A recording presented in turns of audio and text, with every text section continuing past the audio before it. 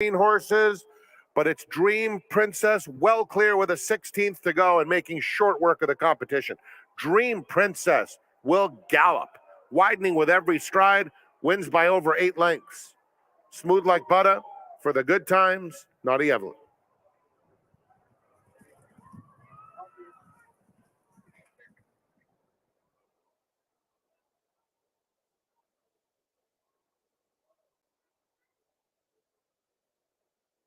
In 27 minutes.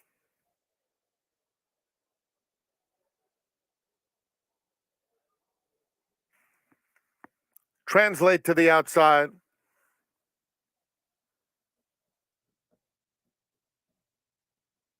And they're off. Va-va-voom is going straight to the front, joined by With This Vow. And these two are stride for stride early. Lil's Big Shot, a length and a half off the pace in third, and the heavy favorite Translate at the back. Down the back stretch they go. With This Vow, Va-va-voom. Racing together as one. A gap of 3 back to Lil's Big Shot, and then Translate. Less than a half mile to go. Va-va-voom outside at the rail. With This Vow. Translate moves into third, and Lil's Big Shot is on the rail.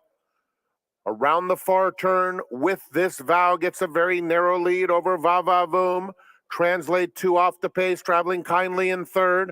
Lil's Big Shot has dropped back. They pass the quarter pole and turn for home. Va-va-voom between horses. Translate moves to engage smartly, and Translate cut loose, blasts by, and waves goodbye. It's Translate turning the lights out on the competition, opening up with every stride. Translate gives Umberto Rispoli a double. Wins by about 5 lengths. Va-va-voom, With This Vow, and Lil's Big Shot.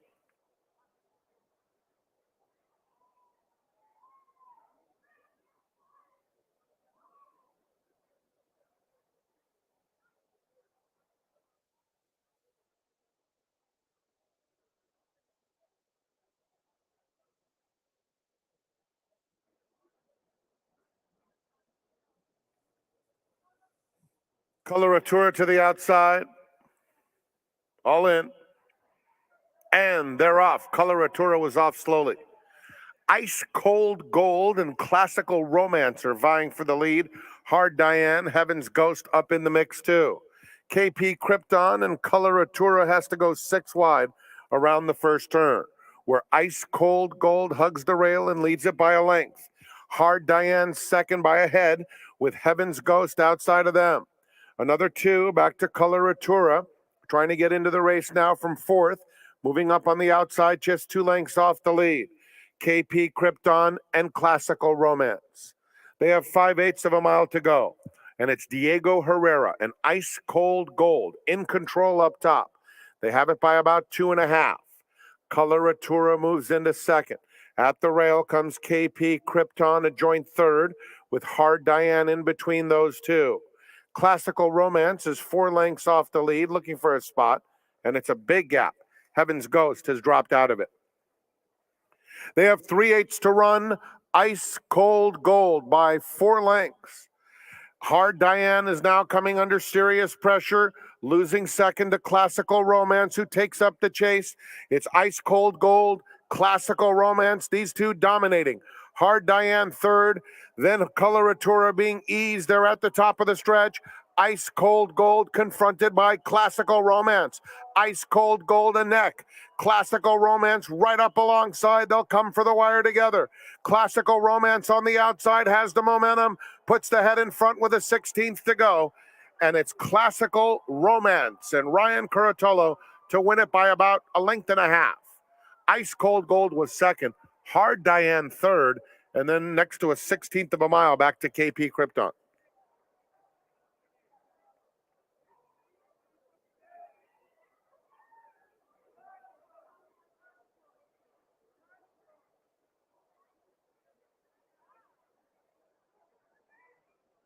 Don't forget, Thursday, February 10th, Santa Anita Park is the proud host of the 51st Annual Eclipse Awards. The Eclipse Awards, of course, recognize excellence. They're in the gate. And they're off. Very clean beginning. Phillylicious in the middle of the course is out for the lead. She Loves Karaoke right up alongside. They're joined by Sweet Madam Blue in the red colors down at the rail. Then Spanish Channel and Plum Sexy content to trail about 4 lengths off the pace. It's Sweet Madam Blue to the half-mile pole, edging clear by about 1.5 lengths. Phillylicious in second. She Loves Karaoke under a hold in third. And Spanish Channel fourth with 3 to make up. 1.5 lengths to a reserve Plum Sexy. Easy lead for Sweet Madam Blue. Has a 2-length cushion around the far turn.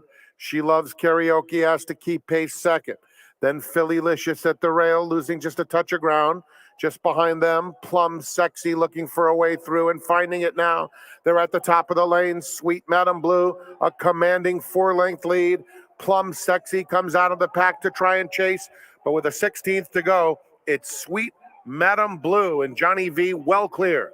Sweet Madam Blue wins for fun. Plum Sexy second, Phillylicious third, Spanish Channel fourth.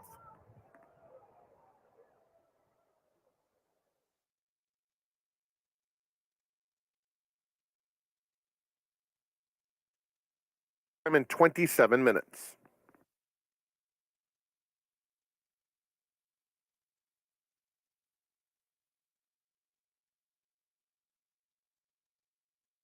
Ottawa Fire.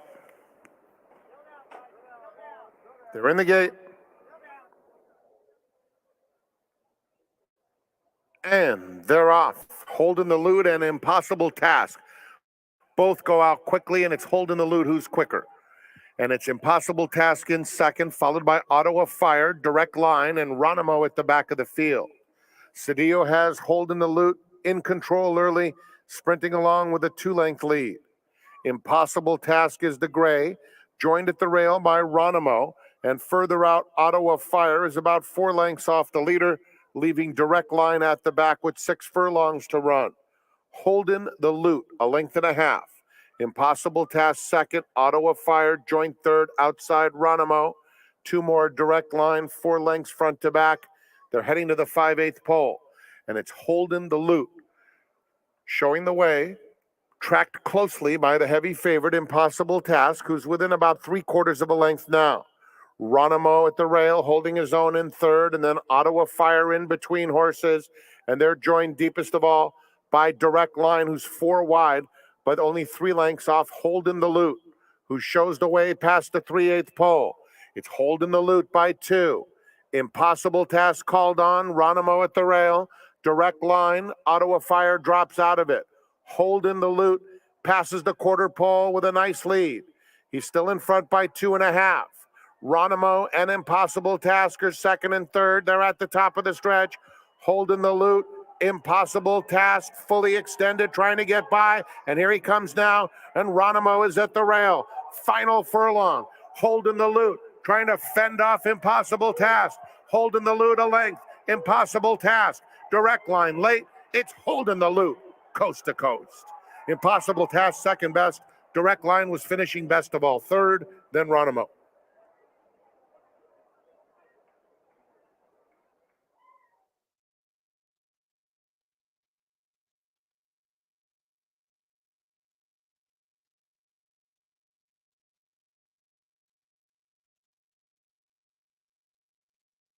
Town.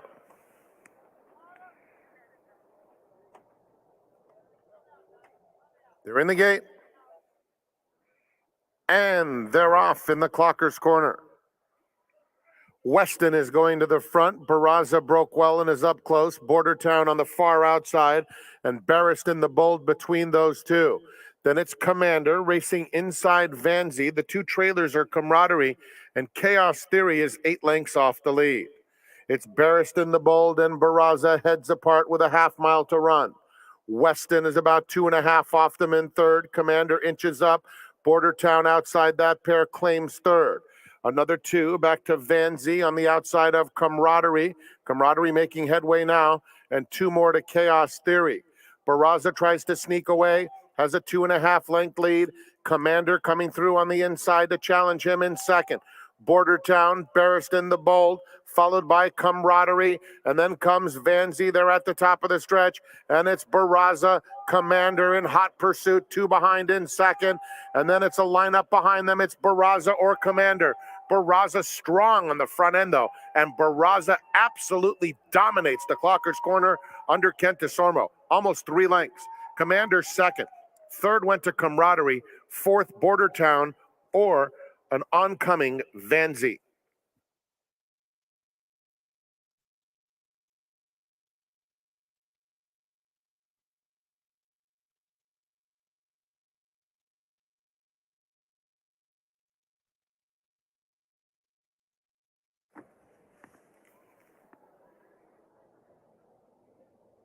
They're in the gate.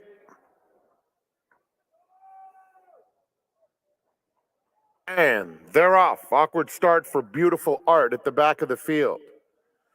On the far side, Bletchley Park has some early speed. Challenged now by Midnight Fury, who comes to take the lead. Down at the rails, Sense of Dominance is flashing plenty of early zip too, and these two stride for stride. Bletchley Park gets a perfect trip from third. Then Happy Jack fourth, 4 lengths off the lead. Happy Runner rushing through along the inside. They're followed by Classic Mark, inside Beautiful Art, and Vittoro is at the back of the field. Midnight Fury, Sense of Dominance, head and head past the 3/8 pole. A length and a half to Bletchley Park in third. It's 3 more back to Happy Runner, clearly fourth, worked upon to get a little bit closer.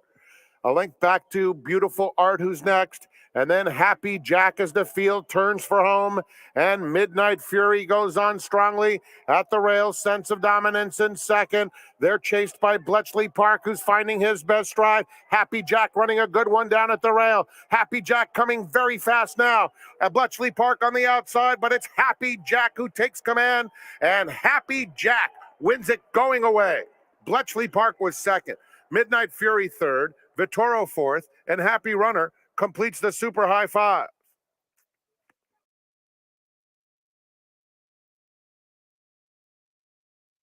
Post time, 26 minutes away.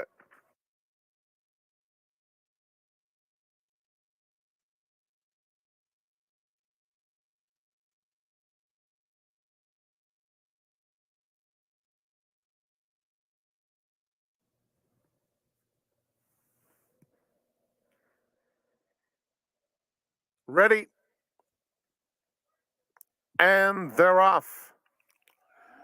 Mow Them Down was out alertly. Sundown Warren has some early speed. Center of the course, Baldoro. Egomania on the far outside. By the stands, and it's Mow Them Down just in front. And now in between horses, Missing Maurice is headstrong. And the big long shot goes to put a little pressure on. Another 2 back to Egomania, who's a joint third, racing on the outside of Sundown Warren in the orange colors. That group followed by Sweet Savant inside of Baldoro. Another 2 back to It's Big, and Lookout Point is at the back of the field. Onto the backstretch they go, and it's Missing Maurice, leading it by a neck. Mow Them Down along the inside, keeping pace while snugly in hand second. Then Sundown Warren, Egomania right together. A length and a half to Sweet Savant past the half-mile pole. Baldoro is right next to him. Lookout Point, and It's Big. 4 groups of 2. Into the far turn they go. Drayden Van Dyke and Mow Them Down, trying to lead them all the way. Missing Maurice, now a length back second. At the rails, Sundown Warren. Egomania is now being humbled, dropping to the back of the field. Then comes Baldoro on the far outside, and at the rails, Sweet Savant, they're at the top of the stretch, and Mow Them Down has a 4-length lead and a furlong to finish the job. Sundown Warren in second. Sweet Savant, Lookout Point, a 16th to go. Mow Them Down, shifting about, getting weary. Sundown Warren is coming on the outside, and down at the rail, here comes Sweet Savant. It's going to be Sundown Warren, Sweet Savant, Sundown Warren by a head. Sweet Savant second. Lookout Point third. Mow Them Down just absolutely stopped and ends up in a photo for fourth with It's Big and Egomania.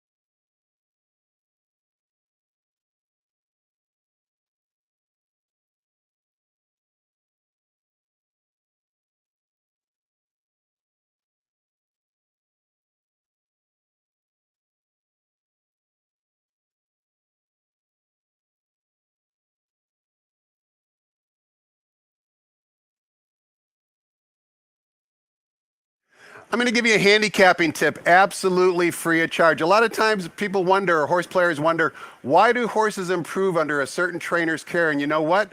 All you need to do is look in the program, because sometimes it's as simple as finding out who the assistant trainer is. Once the assistant trainer changes, that could mean that a stable either improves or declines. Hi, everybody. My name is Tom Quigley, VIP Player Concierge, also your seminar host for the next 40 minutes. And we have one of the best assistant trainers anywhere in the country. He works for one of the most prolific stables here in Southern California. His name, Juan Leyva. Juan, welcome to the seminar. Thank you, Tom. It's great to have you here. It's great to have you here, Juan. And of course, Juan is the assistant for trainer John Sadler. But Juan, before we start talking about today's card, just a question for you. Where were you born and how did you get involved in our game? I was born in Mexico City, and I got involved in the game because of my dad. And how was your dad involved in the game? He basically forced me to be a jockey. Growing up, we had horses. And did you want to be a jockey? No, I wanted to be a football player. The only problem American football. Of course. I was a 49ers fan, so. You were happy with last night's result. Very happy. So my dad had quarter horses, and he would match race on the weekends. And since I was small, he told me one day, you're going to be the jockey. There was gambling allowed on those match races, right? Yeah, there was. Okay. So it was our money, and that he knew if I was a jockey, he could count on me. So Sure. That's how I got into the game and how I became a jockey. Did you have a lot of brothers and sisters growing up? I have 3 brothers. They're all younger than me. None of them are really in the horse game. I'm the only one. They weren't jockeys or involved in any way, shape, or form. No, they're a lot bigger than I am. And they could have been football players, but not me. And they're not 49er players either. Oh, no. I didn't get that lucky. How did you work your way to the United States? When I was 5 years old, my dad brought us over to this country, and I've been here ever since in sunny California. And you became a jockey, obviously, a licensed jockey, let's say. Yeah, I became a jockey at the end of 2000. I believe my first mount was in November at Los Alamitos. And after that, I started riding both places, day and night. After a couple years of riding, I had a couple injuries, and I ended up leaving. I went to Florida, and I basically rode my whole career in Florida. Well, one of the most prolific mounts you had, and you had over 8,000 mounts in your lifetime, was the 2011 Breeders' Cup Filly and Mare Sprint Race. That was held at Churchill Downs. We're going to show that replay right now. You'll hear the poetic voice of Trevor Denman describing the action.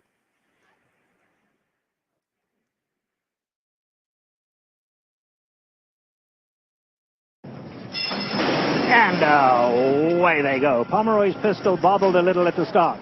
Tamarind Hall was away well, and Golden Mystery in the white cap. Now here comes Musical Romance in the red cap on the inside to join the leaders. Irish Gypsies in the red colours down at the rail. Just alongside of that comes Tar Heel Mom, and Champagne Dorro's in there too. Tanda has to go very wide. Is only 4 lengths off the leaders, though. Great Hot is pulling pretty hard, wants to make headway.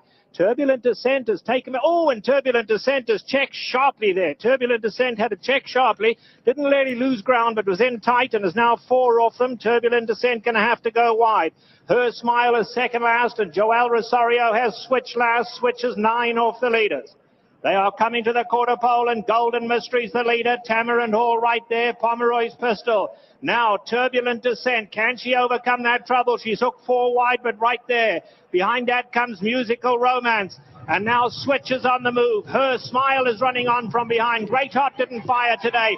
Turbulent Descent strikes the front as they come for home. Pomeroy's Pistol, Her Smile. Switches closing ground on the grandstand side as well. Down at the rail, Musical Romance wide open. Turbulent Descent on the inside, Musical Romance. Musical Romance has come again. Musical Romance switch flying late on the outside. Musical Romance to win it, and Musical Romance has won it. Switch and Her Smile in a photo for second, then Pomeroy's Pistol and Turbulent Descent had to settle for 5th on the afternoon.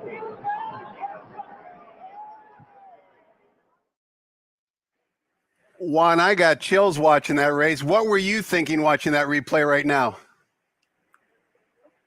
It just brings back a lot of good memories. I remember that day like it was yesterday.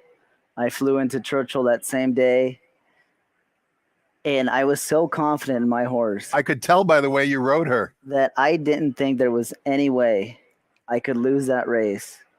And it was one of those races where, as a jockey, you study the form and you think, okay, this horse is going to be here, this horse is going to be there. And it was almost like I had tunnel vision that Wow. day. Everything that I had envisioned happened. The only thing that I didn't foresee coming was the way Turbulent Descent got off bad. I thought she'd be forwardly placed. And when she didn't, You got even more confident. I got even more confident because I knew she was the horse to beat. But like I said, I was so confident going into that race. I didn't think there was any way I could lose. Speaking of being confident, of course, the star in your stable right now, fast forwarding to the year 2022, is a very talented horse by the name of Flightline, whose last race in his 3-race career up to this point was the victory in the Grade 1 Run Happy Malibu Stakes on opening day here at San Anita. Let's talk about Flightline after we watch his dominating performance in the Run Happy Malibu. They're in the gate. And they're off in the Run Happy Malibu. And Team Merchants is very quick away from there. Flightline wasn't that fast out of the gate, but he moves up effortlessly now to take the lead. Baby Yoda at the rail is close up, just a length off the leader. Then comes Stiletto Boy in fourth, 3 lengths off the pace. Dr. Shivel hustled up, 1 from the outside. Triple Tap is next with 4 lengths to make up. And Timeless Bounty is at the back of the field. It's Flightline who passes the half-mile pole in hand by a half length. Baby Yoda, Team Merchants side by side. Stiletto Boy is in fourth. Dr. Shivel, Red Silks, 4 off the pace. A length and a half more back to Triple Tap. And at the back of the field, it's Timeless Bounty. Flightline sailing away, coming to the quarter pole, opening up a length and a half on Team Merchants. Baby Yoda trying to get off the rail. In behind them, Dr. Shivel. Triple Tap is last as Flightline turns it on at the top of the stretch, and he's in cruise control. Flightline, a superstar, is dominating the Run Happy Malibu, and he's going to turn this into his easiest win yet. Flightline, jogging home under Flavian Pratt, wins by a distance.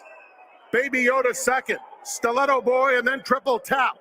The running time, 1:21.37 seconds. Juan, you told us that you were confident with Magical Romance in the Breeders' Cup Filly and Mare Sprint. Were you just as confident as they turned for home in the Run Happy Malibu? Yeah. I mean, I've been telling everybody that'll listen from day one that this is the best horse around. Before he ever ran, I told him that. I said, this is the best horse on the backside. And he said, really? What's he done? I said, he hasn't run yet. And when he won, I was at Oaklawn. We had a division over there, so it was my turn to be there. And I watched him run. And I was just so happy the way he broke his maiden. And I came back, I think it might have been 2-3 weeks later after. And the same person I told that to, he said, boy, you weren't kidding. That's a monster. I wish you would have told me, and I wish you would have been on the seminar before Flightline made his debut. We're going to walk back down memory lane, talk about Magical Romance, also Flightline, also get Juan's thoughts on today's 9-race card. But before we do any of that, let's toss the microphone over to track announcer Frank Miramati and get the early changes on today's Sunday's card.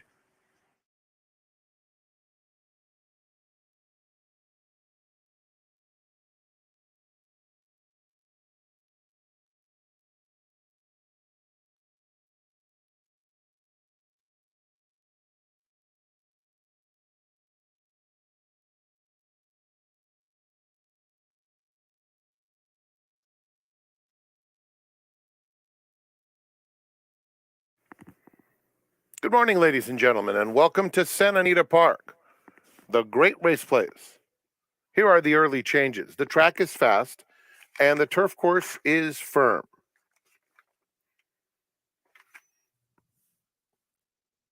The rail on the turf is at 20 feet. Here are those changes. No changes in race 1, start of the early 5. In the second, number 5, One Particular Harbor will carry 5 pounds over.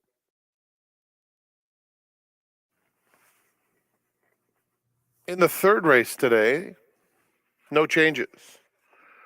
Race 4, no show wagering with the program scratch of number 1, all wind up. Number 3, Run Auntie Run, 2 pounds over. In the 5th, scratch number 3, Big Flame. Scratch 11, Me Likey. Scratch 12, Stir the Pot. Race 5, scratch 3, 11, and 12. Number 10, Will Run. Very important note, this race should be listed 6 furlongs on the turf. This is a turf race and has always been scheduled as such. There was a program error. This race is 6 furlongs on the turf course. Race 6, no show wagering. Scratch number 3, Chloe's Girl. Late pick 4 starts with the 6th.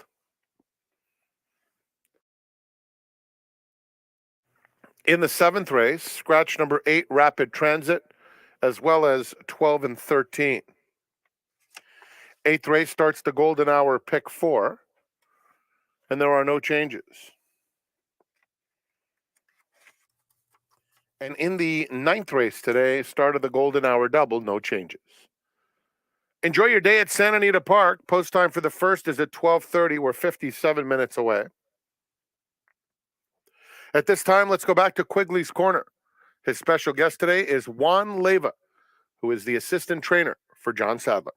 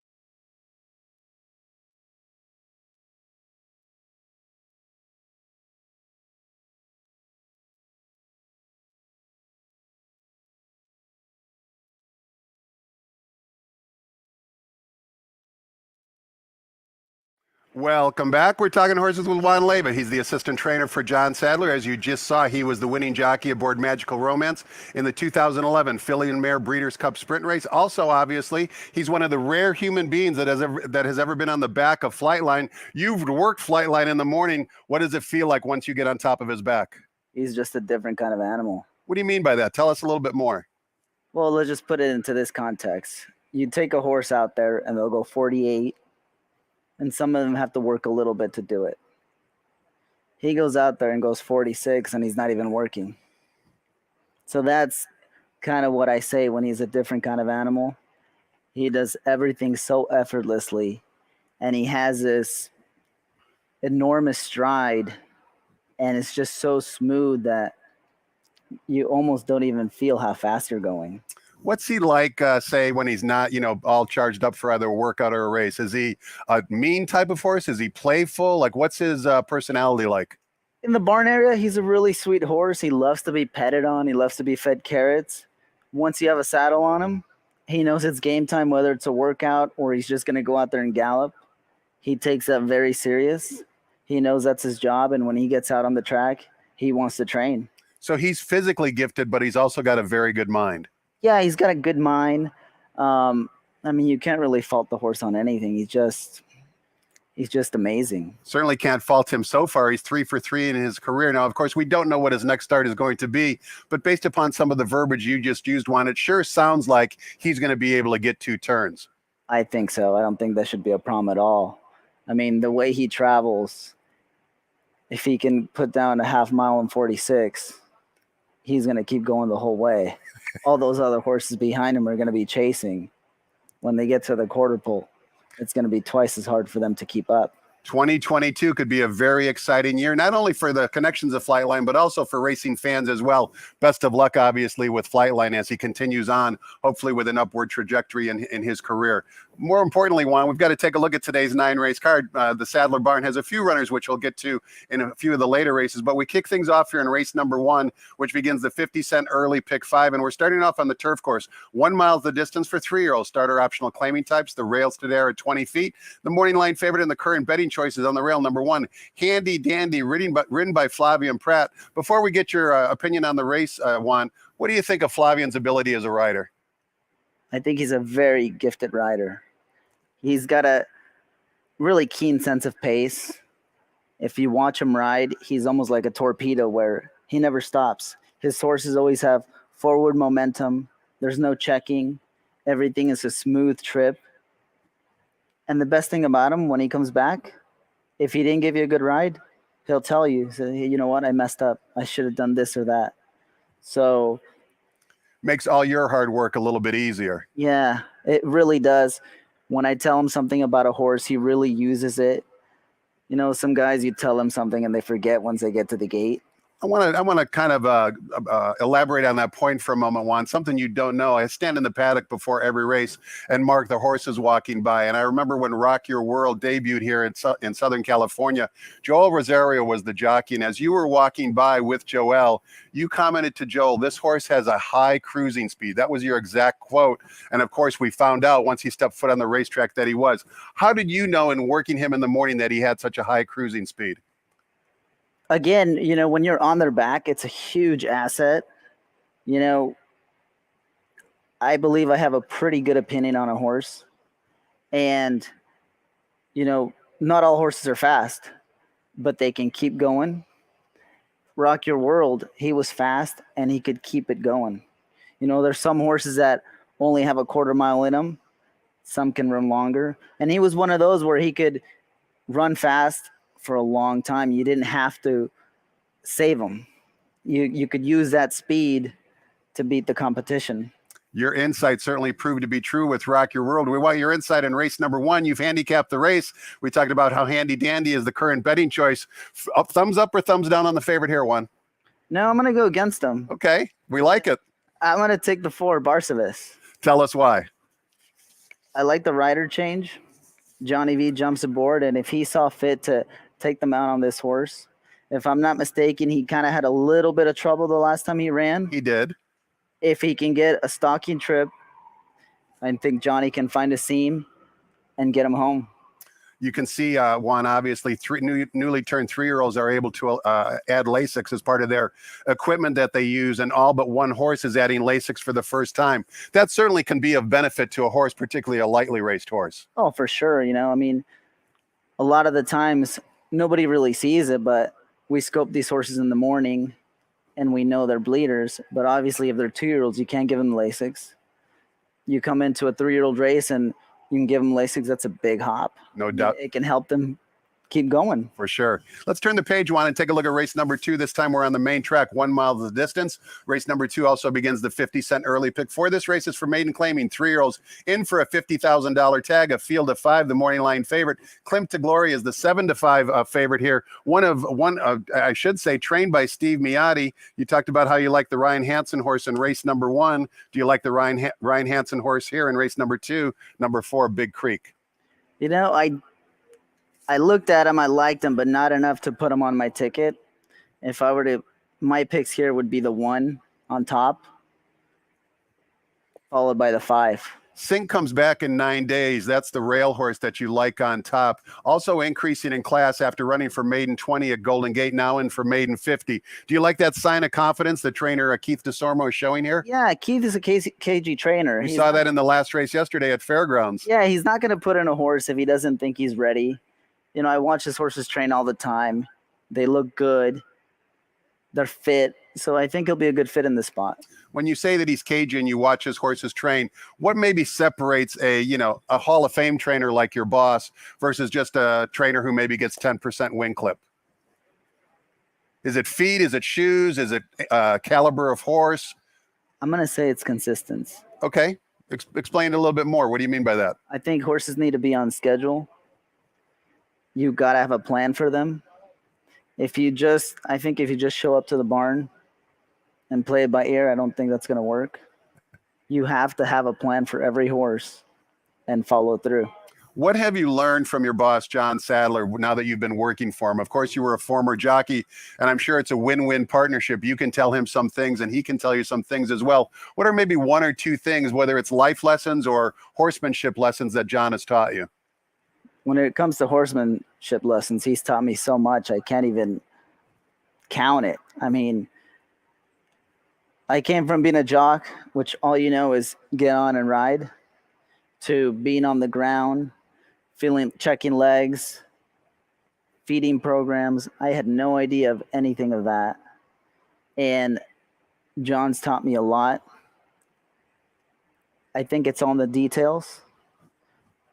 The slightest thing could be the deal breaker on a horse, whether he gets to a certain level or doesn't. And consistency, of course, is most important also. Let's take a look at race number 3, Juan. This race is 1 mile at turf course for fillies and mares, starter optional claiming types. Field of 5, and the favorites on the bottom. Number 5, Viazar from the Patty Gallagher barn. 6-5 on the morning line. Here's another Hall of Fame jock, Mike Smith in the irons. Give us your thoughts in race 3. I went with the favorite. I mean, I don't really see how he's going to lose this race. Mike Smith is on him. He knows what to do in these kind of races. I mean, I don't think there's much to say. Let me ask you a question, not necessarily about Viazar, but maybe just animals, horses in general. Viazar has a lifetime record of 1 win from 11 starts with 8 seconds and 1/3. Obviously a bit camera shy. Are there horses that kind of tend to become pack animals and refuse to really put their head in front? Yeah, there is a lot that will just run with the pack. You know, they don't want to pull away. I mean, you'd love for them to all be Flightline and win by 12.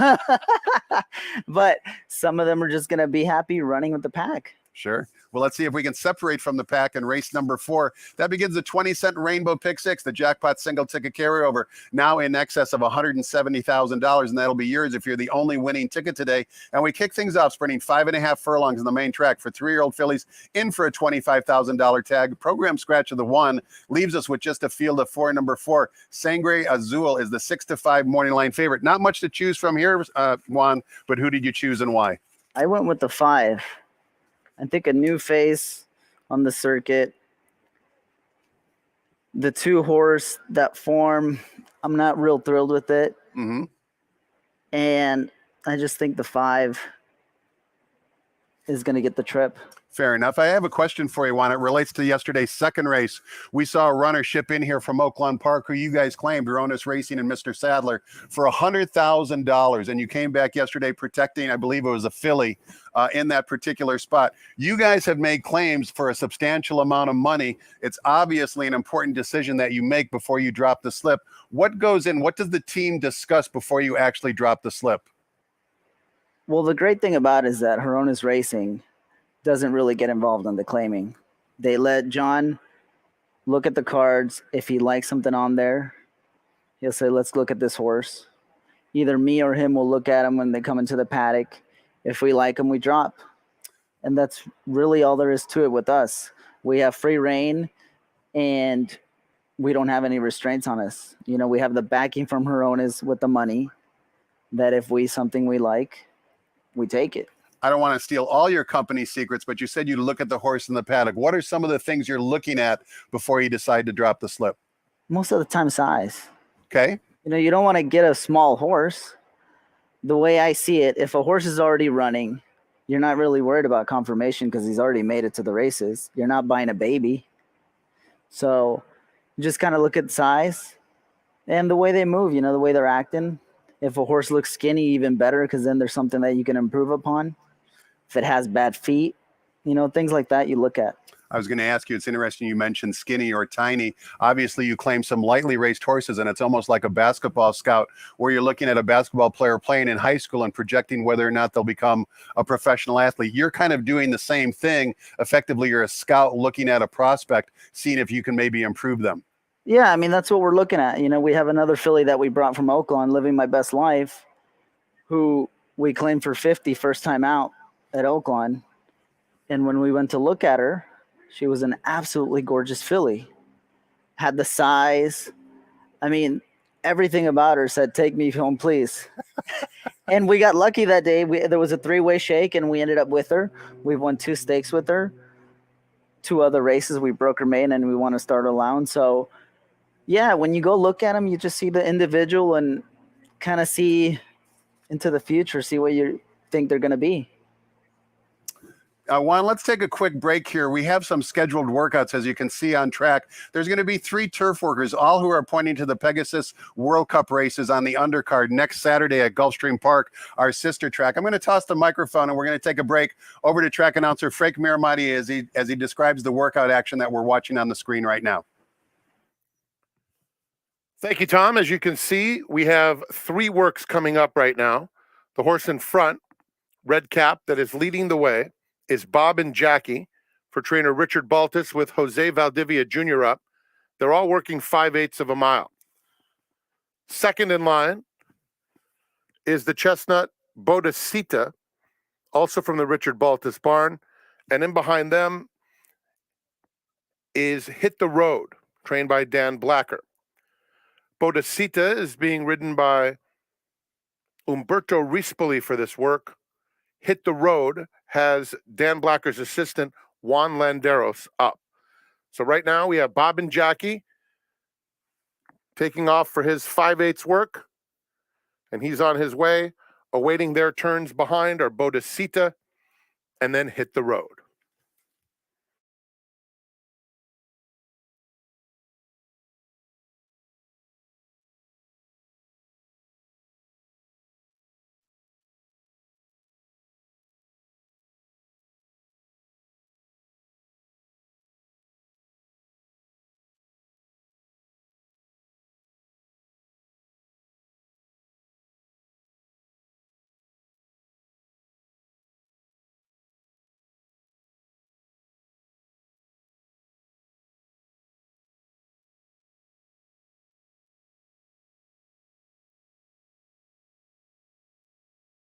Bob and Jackie in the final furlong of his work as Bodacita takes off on the backstretch.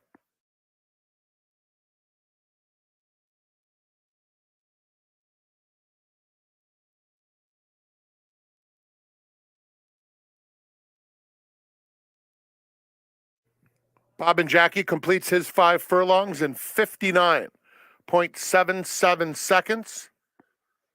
59.77 for the 5 furlong work, Bob and Jackie. Bodacita rounding the far turn now.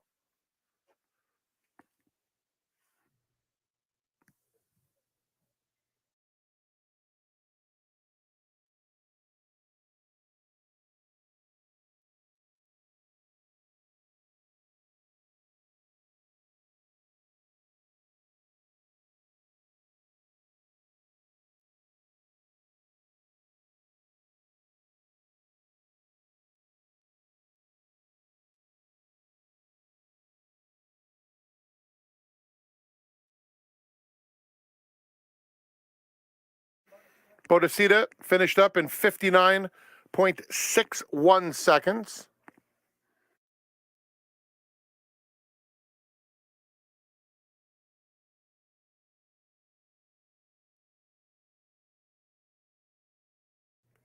And Hit the Road finished his 5/8 in 101.42 seconds. So summarizing those works, Bob and Jackie, 59.77. Bodacita, 59.61. Hit the Road, 101.42. They all worked 5/8 of a mile. We'll be heading back to Quigley's Corner shortly as he continues the seminar with John Sadler's assistant, Juan Leyva.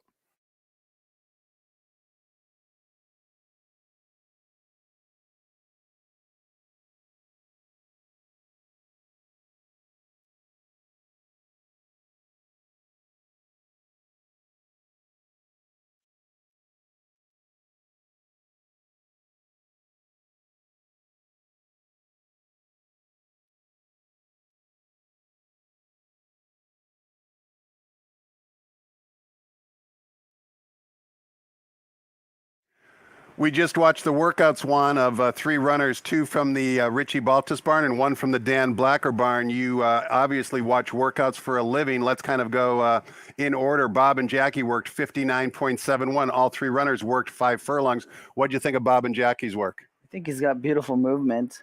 I wish he would have switched leads on cue, but I mean, time was good and he looked good doing it. And we know he's speed, right? Obviously, he's got a lot of early speed, and he'll be a pace factor in the Pegasus World Cup undercard race.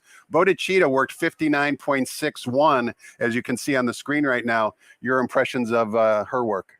I love that work. Tell us why. She looked so easy doing it. She picked it up at the top of the lane, and she was in hand. She looked really nice. That's really the type of workout you want to see, right? If you were the connections, I'm sure. If you're going into a race, that's what you want to see from your horse. You want to see them start off the way she did, very willing, not being asked to do anything, just on her own. And when she turned for home, she switched leads and she put her head down and she dug in. I'm sure it was a nice work. I'm sure the connections are just as happy as you are. And the final work was Hit the Road, 101.42. Your thoughts on the Dan Blacker runner? He looked a bit distracted out there. You know, he almost looked like he didn't know what he was supposed to do. I'm a little shocked that he looked that way because I've seen this horse work before and he looks a lot more intent in other works. How can you work on improving that focus? I'm sure that's happened with some of your runners. Is it just something you can do, I don't know, with blinkers? You tell me. I'm just trying to. You know, the thing is, you don't want to put blinkers on him either and make him too speedy because obviously Hit the Road isn't a speed horse. He likes to lay right off of them, make his move, but maybe put some company in front of him. That's what I would do. And we don't know. He might be a relatively lazy workhorse as well, right? That's true. Yeah, I'm not around the horse all the time, but Sure. just by this work, he just looked a little lost out there. Yeah, sure. Well, let's see if we can not look like we're lost in race number 5. That's because you have 2 runners in this field. And an important note that you might have heard Frank Miramati say, or perhaps you'll hear all day long, there was a program error, and therefore race number 5 is going to be run on the turf course. It is a turf race, and 6 furlongs is the distance. It is for $25,000 claimers, non-winners of 2 races lifetime, and race 5 begins the 50-cent late pick 5. We've got 3 scratches. Scratch the 3, 11, and 12. That means one of the also eligibles, number 10, Dream Robber, will be running in the race. Let's talk about your 2 runners in here, Juan. First, starting with number 4, Muay Thai, the 3-1 morning line favorite, going from a route to a sprint. What are your expectations here? I think he's going to run a good race. That's kind of, I think, what he wants. The cutback. I think 5/8 would have been a little too short for him. And the mile, I think, might have been too far. I think the 3/4 is going to suit him just fine. Well, he'll be able to settle and make his run at the end. And you also have a runner right next door, number 5, Crossword. Sure seems to have a lot of gas as well. A Calbred who's just 1 for 12 lifetime. Before we get your thoughts on the race, actually, let's see if we can show the workout for Crossroad on the training track on January 16th, which was actually last Sunday. Went pretty well, 48 and change. If we have the workout, we can show it now for Crossword, hopefully. Yep, here we go, courtesy of our friends at xptv.com. On the training track here, Juan, what do you think of the workout for Crossword? I thought it was a good work for him. You know, he's a fast horse. He usually goes to the front in his races, so that's what he does in his works. He likes to go fast, and we let him do whatever makes him happy. Now, as we watch the workout, and we'll see it more as they get closer to the wire, what I noticed in this workout, Juan, is you certainly asked him for more once he passed the wire. I'm sure that was done intentionally. This is not you, by the way, on his back. No, this is our other rider. That's Juan Diego Lopez. Let's give him some love as well, right? Yeah. You're getting all the credit, but he's doing all the heavy lifting. Yeah, he's doing all the heavy lifting with this horse. But and I'm sure you remember the workout, but as we get closer to the wire here, he's actually asking him a little bit more, probably to sustain his speed. This is, you can see, you know, he's kind of asking him more than I think a typical horse would want. Yeah, and you know, usually we would have gone 5/8, but the kind of horse he is, he's a turf horse in the end, and 5/8 would have been too much for him to do. So a half mile with a good gallop out is enough for him. Fair enough. So obviously you like both Muay Thai and Crossword in race number 5. Yeah, we like them both. We think they're going to be very competitive. Great. And keep in mind, handicappers, this race is on the turf course, 6 furlongs on the turf course. Take note of that because it's not designated properly in your daily racing form. Race number 6 begins the 50-cent late pick 4, 6.5 furlongs on the main track for 3-year-old fillies, maiden special weight. Scratch the 3, leaves us with a field of 4. Morning line favorite on the inside, number 1, Snark from the Era Cruel Jack barn. Second time career start. What say you about race 6, Juan? I went with the Headley horse. Sure. I understand why, but tell us why. I like that first start. We're going to get Lasix on her the first time. And I think she's ready to win this race. She's got some good works in there as well. I didn't get to see any of the videos on them, but they look good on paper. So I think she's going to be ready to roll. Karen Headley certainly following in the footsteps of her father, Bruce Headley, who was obviously a very accomplished horseman, and Karen Headley, a very accomplished horsewoman. Race number 7, we're coming down the hill. It's an allowance race down the hillside turf course for fillies and mares, non-winners of 1 other than. Program scratch of the 8, also take out the also eligibles 12 and 13. Leaves us with a field of 10. The morning line favorite. This is a really good betting race. Number 9, Carpe Fortuna is 7-2 on the morning line. Kalon, though, however, is from your barn, Juan, 6-1 on the morning line, ridden by Juan Hernandez. We're not going to show the replay, but I do want to get your thoughts on the race and what you think of Kalon. I really like her in there. I think last time it was off the turf. She made a big sweepy move like she was going to go on by, but in true turf horse fashion, she kind of flattened out the last 3/16 of a mile. So I think getting her back on the turf today is going to be the key. It'll be the second start off of the layoff. And I'm pretty sure she's had 2 works over the track. So she's going to be ready. If you go way back in her running lines in her career debut back in November of 2020, you actually started her against the boys, and she finished a good third that day underneath Joel Rosario. Was that just a function of not being able to find a race and you were forced to run her against the boys? That's exactly what it was. You know, sometimes the condition book just doesn't go in your favor, and you have to try other spots. Let's talk about her winning race in the summer down at Del Mar on August 28th. She was spectacular in victory that day. She got up in a dead heat, and also the third place finisher, Tony Ann from the Phil D'Amato barn, we know is very talented. You're probably looking for a repeat of that performance. Yeah, I think if we can get a trip like that, I think it puts her in the winner's circle. We're going to skip ahead one, actually. We're running out of time, unfortunately, but I do want to get your thoughts on race number 9, the nightcap, because I thought this was a good betting race. Race number 9, final race on today's card, as well as for the week. Keep in mind, live racing resumes on Friday. 12:30 will be first post, but we've got a field of 9 going 1 mile and 1/8 on the turf course of maiden special weight 3-year-olds, and the morning line favorite is number 6, Picata, who's also a first-time gelding from the Phil D'Amato barn. 5-2 on the morning line. The boss's horse is in here as well. Number 4, 34 Coop, who actually ran a very good race in defeat last time because he was dueling up on the early pace under the Bug Boy. Give us your thoughts on the nightcap. I went with the favorite as well. I mean, I like the way that horse looks in there. I think he's going to be tough to beat. Fair enough. 5-2 on the morning line. Juan, it was a pleasure talking to you today. I don't know where the 40 minutes went by, but I sure had a lot of fun. You were very insightful, and I want to wish you nothing but luck with your entire stable, but of course with Flightline as well. Thank you very much, Tom. I appreciate it. Our pleasure, Juan. Thanks to all of you for watching as well. Hope you enjoyed it. We'll try and do a better job next time. That next time will be on Friday when the seminar begins at 11:20 a.m. Thanks for watching, everybody, and good luck at the races.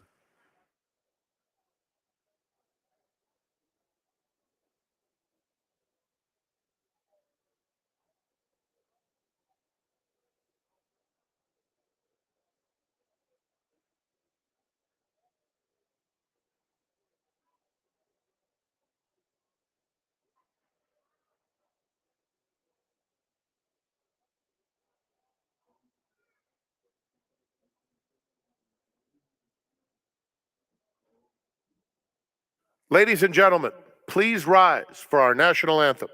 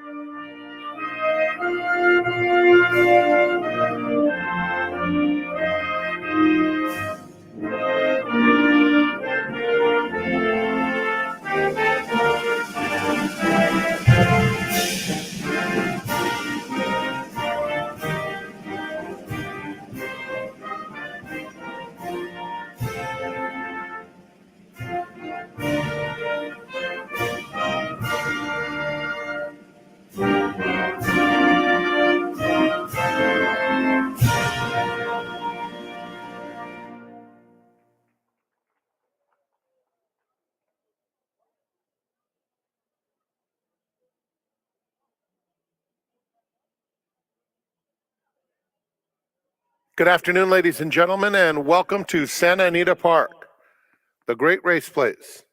Here are the changes. First race started the early pick 5. On races 1 through 5 has no changes. The rail is at 20 feet on the firm turf. In the second, number 5, One Particular Harbor, 5 pounds over. Race 3 has no program changes.